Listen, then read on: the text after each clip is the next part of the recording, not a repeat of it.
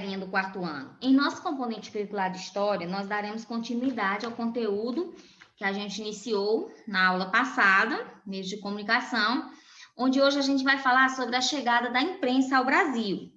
Na aula passada, nós falamos sobre o surgimento da imprensa móvel, que ocorreu em 1440, quando o alemão Gutenberg descobriu um modo de produzir letras em chumbos com o apoio de uma prensa, e assim tornou-se possível imprimir várias folhas de uma só vez, porque até então os livros eram caros, pois eles eram feitos manuscritamente.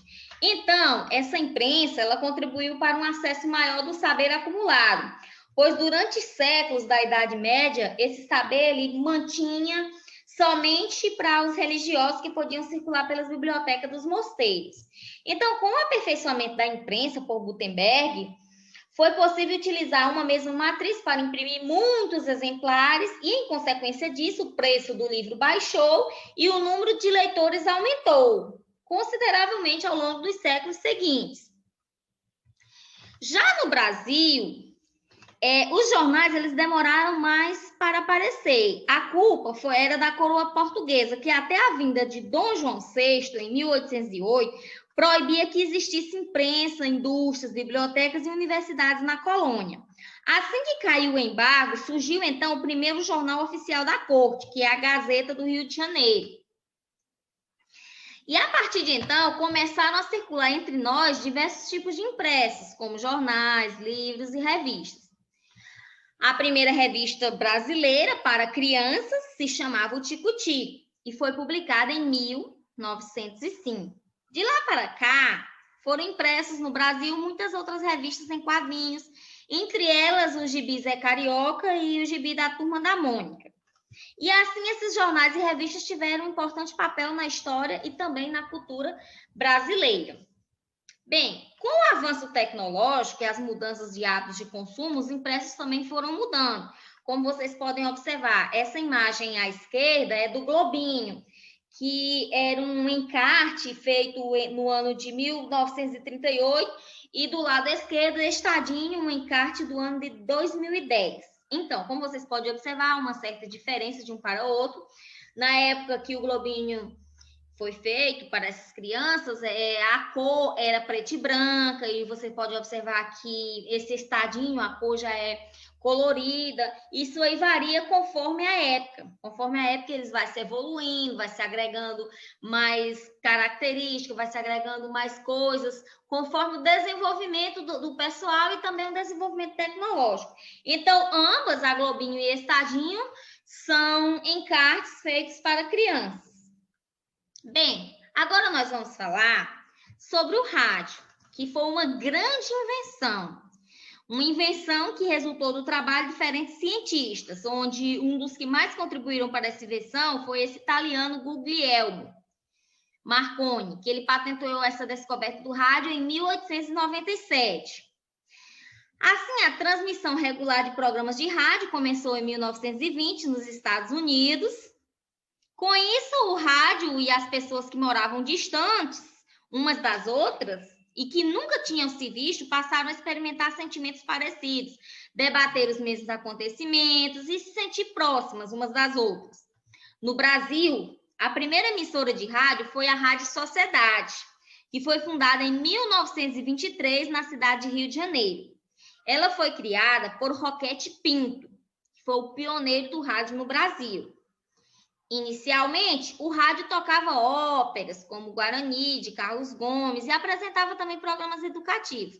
Mas, a partir de 1930, as emissoras de rádio que foram surgindo passaram a apresentar também propagandas, que era uma forma de vender os produtos e também das rádios adquirir dinheiro para poder investir em novos programas, em novas diversidades na sua programação.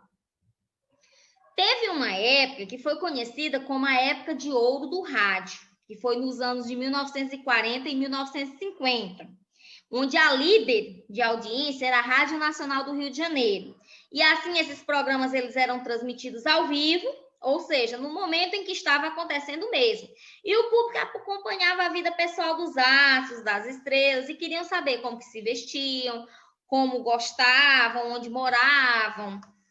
Bem, pessoal, continuando aqui nosso conteúdo sobre o rádio, esse rádio ele causou um grande impacto. As pessoas de diferentes lugares, elas que nunca tinham se visto, passaram a compartilhar sentimentos, compartilhar notícias, compartilhar preocupações. E outro ponto a se destacar é que o dinheiro oriundo daquela propaganda financiava programas e aperfeiçoamentos técnicos que ampliavam o poder da rádio e assim levavam mensagem aos lugares mais distantes e esquecidos de um país extenso como o nosso. Hoje, pessoal, apesar de termos outros meios de comunicação, o rádio nunca caiu em desuso. Eles evoluíram a tecnologia e hoje em dia é possível usar o rádio em diferentes aparelhos, como aparelhos celulares e outros aparelhos móveis. E assim, hoje em dia, as pessoas ouvem o rádio enquanto estão cozinhando, enquanto estão no trânsito, enquanto estão praticando esporte e dentre outros. Assim como ocorreu com o rádio, a invenção da TV também foi um processo demorado.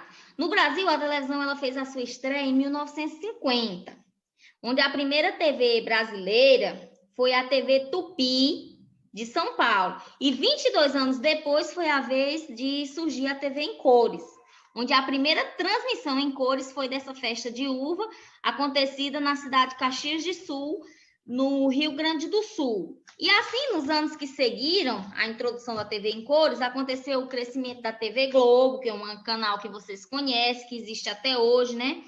Que é do grupo Roberto Marinho. Esse crescimento da Globo se deveu a transmissões ao vivo de várias partes do mundo, se deveu também às novelas globais, nas quais trabalhavam centenas de profissionais, atores, diretores, cabeleireiros, câmeras, eletricistas, entre outros profissionais. A exibição de filmes que antes só passavam nos cinemas, agora filmes em cores, como Superman, foi possível passar e ser exibidos na TV. Então, pessoal, hoje a Globo ela é uma TV reconhecida internacionalmente com sua vasta programação e que desperta curiosidade e, além dessa emissora, nós temos várias outras emissoras como o SBT, como a Record, como a Band, a Rede TV e dentre outras. A TV é muito importante porque ela contribui com a formação da opinião pública. E também a TV influencia as pessoas a consumir coisas que às vezes você nem necessita, mas por ver na TV desperta uma curiosidade, ali você quer provar ou quer comprar aquela coisa para que você adquira aquilo. Ela desperta também interesse em você assistir um determinado filme ou você viajar a um determinado local.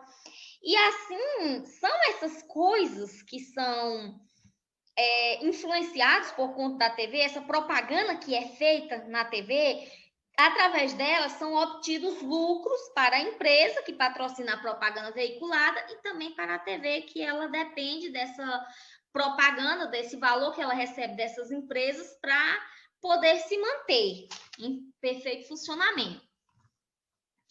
Falaremos agora sobre a internet, que de uns anos para cá estamos vivenciando a era da informação, onde aconteceu uma revolução nos meios de comunicação, as informações elas são transmitidas em tempo real, pessoas de diversas partes do mundo conseguem entrar em contato com outras pessoas, você da sua casa, você pode montar um negócio próprio e vender para diversas partes do mundo, enfim, não existe mais limites a partir da globalização, a partir do momento em que a internet foi ampliada para o mundo inteiro. Então, essa internet ela é uma rede de informação que ultrapassa fronteiras.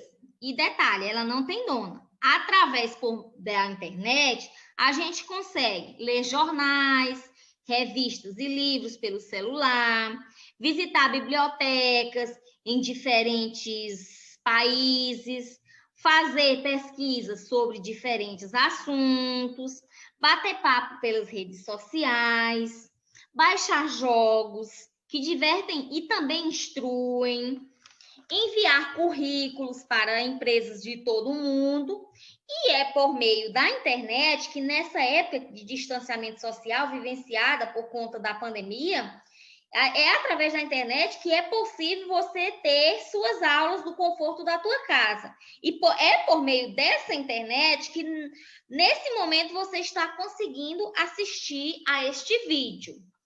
Falaremos agora de outro fenômeno importante para a transmissão da informação, que é o celular. Que hoje em dia o celular ele é usado por bilhões de pessoas ao redor do mundo inteiro. Seja para trabalhar, para pesquisar, para brincar.